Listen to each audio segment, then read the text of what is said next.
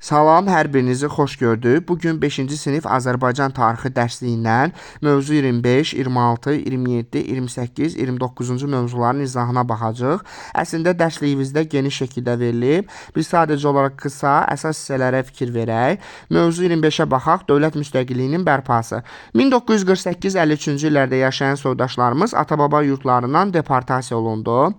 1988-ci ildə deportasiyanın son mərhələsi başlandı. Deportasiyanın gedişi yüzlərlə Azərbaycanlı öldürüldü. 1991-ci ildə Ermənistan SSR-də, yəni Qərbi Azərbaycanda artıq Azərbaycanlı əhali qalmamışdı. Şərur, Dərələyəz və Qərbi Zəngəzur ərazisi ermənilərə verilməklə Naxçıvan Azərbaycandan ayrı salındı. Qərbi Azərbaycanda tarixi irsimizi qorumaq, onu növbəti nəsillərə ötürmək, təqlib etmək üçün Qərbi Azərbaycan icması yaradılmışdı.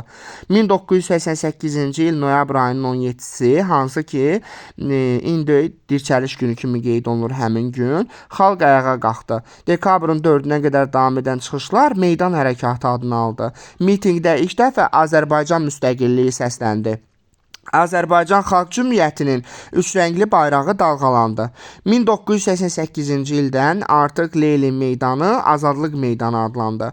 1991-ci il 18 oktyabrında Azərbaycan Respublikasının yaradıldığı elan edildi. 18 oktyabr hal-hazırda Azərbaycan Respublikasının müstəqilliyinin bərpası günü kimi qeyd olunur. 70 illik Sovet işğalına son qoyuldu. Azərbaycan müstəqilliyinə qovuşdu. Azərbaycan Birləşmiş Millətlər Təşkilatına üzv oldu. Bu 25-ci mövzuydu. İndi isə 26-cı mövzuya baxaq. 26-cı mövzu 1-ci Qarabağ müharibəsi mövzusudur. Onun qısa xronikası verilib. Rusların bu ərazilərə, yəni Qarabağa köçürülməsi Qarabağda yaşayan xristian albanların erməniləşməyə məruz qalmasına səbəb olur. Əslində xristian albanları ermənilər onları dönmə adlandırırlar. Bu da sübut edir ki, Qarabağda xristian albanlar belə erməni olmayıb. Ermənilər Azərbaycan torpaqları hesabına böyük Ermənistan yaratmaq istəyirdi. 1990-cı il yanvar ayının 19-dan 20-sinə keçən gecə qanlı yanvar hadisəsi törədildi. 20 yanvar hadisələrinə ilk siyasi qiyməti ümummilli lider Heydər Əliyev vermişdi. 1992-ci il fevral ayının 14-ü ermənilər Qaradağlıya hücum etdilər və həmin ərazidə tutdular. Qaradağlı kəndi mühüm əhəmiyyətli yerdə yerləşirdi. Belə ki, Xocavənd rayonunda Xocavənd-Xankəndi avtomobil yolu üzərində yerləşirdi. 1992-ci il fevral ayının 26-sında ermənilər 366-cı Sovet alayının köməyi ilə Xocalı soyqırımını həyata keçirdilər. Ümummilli lider Heydər Əliyev 1997-ci il fevral ayının 25-i, hər il fevralın 26-sı 17:00-da sükut dəqiqəsi elan etmişdir. Hazırda dünyanın 16 ölkəsi ABŞ-ın 24 ştatı Xocalı soyqırımını tanıyır. Əlif Hacıyev və Tofiq Hüseynov dinc əhalini müdafiə edərkən Xocalı soyqırımında qəhrəmancasına şəhid olmuşlar. Xocalıda baş verən hadisəni milli qəhrəman Çingiz Mustafayev qeydə alıb. İndi isə mövzu 27-yə baxaq. Dövlətin xilaskarı ümummilli lider Heydər Əliyev 1969-82-ci illərdə Azərbaycan SSR rəhbərlik etmişdir.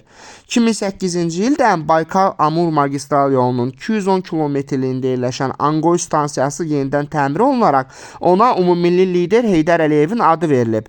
Əslində Baykal-Amur magistral yoluna öz töhfəsini ümummilli lider Heydər Əliyev 1982-ci ildə siyasi hakimiyyətdə olarkən vermişdi. 1994-cü ildə neft sahəsində əsrin müqaviləsi imzalamışdı. Bu da Azərbaycan iqtisadiyyatına böyük əhəmiyyətli təsir edən müqavilələrdən biri idi. Bakı-Tiflis-Ceyhan neft boru kəməri istifadəyə verilib. 2001-ci ildən dünya Azərbaycanlıların birinci qurultayı keçilib. Ümumiyyətlə, dünya Azərbaycanlıları dünyanın müxtəlif ölkələrində yaşayan Azərbaycanlıları bir araya toplama məqsədi daşıyırdı. 2001, 2006, 2011, 2016-cı illərdə keçirilmişdi. 1993-cü ildə prezident seçilən ümummilli lider Heydər Əliyev 2003-cü il dekabr ayının 12-sində əbədiyyətə qovuşmuşdu. İndi isə mövzu 28-ə baxaq. Müzəffər Ali Başkomandan. Prezident İlham Əliyev. Prezident İlham Əliyev 1995-2000-ci illərdə Milli Məclisin deputatı seçilib. 2003-cü ildə prezident seçilib. Moskvada Dövlət Beynəlxalq Münasibətlər İnstitutuna təhsil alıb. Bakı-Tiflis-Qars dəmir yolu xətti istifadəyə verilib o dövrdə. 2024-cü ildə Şuşada 7-ci Xarı Bülbül festivalı keçirilib. Azərbaycan 2011-ci ildən qoşulmama hərəkatına üzvdür. Hətta bir müddət qoşulmama hərəkatına sədrlik etmişdir. 2020-ci ilin sentyabr ayının 27-sində Ali Baş Komandanın rəhbərliyi ilə Azərbaycan ordusu böyük şücaət göstərərək işğal altında olmuş Azərbaycan torpaqlarını işğaldan azad eləmişdir. 44 günlük Vətən müharibəsi. Şuşa azad edilərkən Azərbaycan Respublikasının prezidenti İlham Əliyev xoşbəxtəm ki, ASAV vəziyyətimi yerinə yetirdiyim ifadəsini işlətmişdi. Vitse-prezident Mehriban Əliyeva BMT-nin tərkibində olan, yəni Birləşmiş Millətlər Təşkilatının tərkibində olan UNESCO Elm Təhsil Mədəniyyət Təşkilatının sülh məramlı səfiri olmuşdur. Deməli, böyük zəfərin ilk qaranquşu aprel döyüşləri mövzusuna baxaq. Aprel döyüşləri aprel ayının 1-dən 2-sinə keçən gecə başlamışdır. Aprelin 5-i dayandırılmışdır. Hərbi əməliyyatlar Tərtər rayonunun Talış yüksəklikləri, Cəbrayıl rayonunun Lələtəpə yüksəkliklərində olmuşdur. Lələtəpə yüksəkliyi 271 metrdən çoxdur. 40 dəqiqə ərzində azad olunmuşdur. Azad olunduqdan sonra ona yaxın ərazidə yerləşən Cocuq Mərcanlı kəndi bərpa edilib və insanlar artıq buraya köçürülmüşlər. 2 gündə Azərbaycan əskəri 14 düşmən postunu ələ keçirmişdi. İndi isə qəhrəmanlarımıza baxaq. Murad Mirzəyev Talış kəndi uğrunda gedən döyüşlərə rəhbərlik etmişdir. Türkiyədə təhsil almış İngilis, Rus türklərini gözəl bilirdi. Milli qəhrəmanımızdır. Zabit Samit İmanov əsir düşməmək üçün son qumbarasını sona saxlamışdı. Milli qəhrəmanımızdır. Gizir Sərxan Bayramov son nəfəsinə qədər vuruşmuş qəhrəmanımızdır. Rafiq Orucov Murov Qartalı ləqəblidir. Kəlbəcər rayonu istiqamətində gedən döyüşlərdə iştirak eləmişdir. Pəncəli Teymurov Qoca Qurd və xüsusi təyinatların əfsanəsi adlı ləqəbli qəhrəmanımızdır. Talış kəndi istiqamətində gedən döyüşlərdə iştirak eləmişdir. Elmidar Səfərov öndə döyüşməyi seçən qəhrəmanımızdır. Şükür Həmidov Lələtəpənin azad edilməsində şücaət göstərən qəhrəmanlarımızdan biri olmuşdur.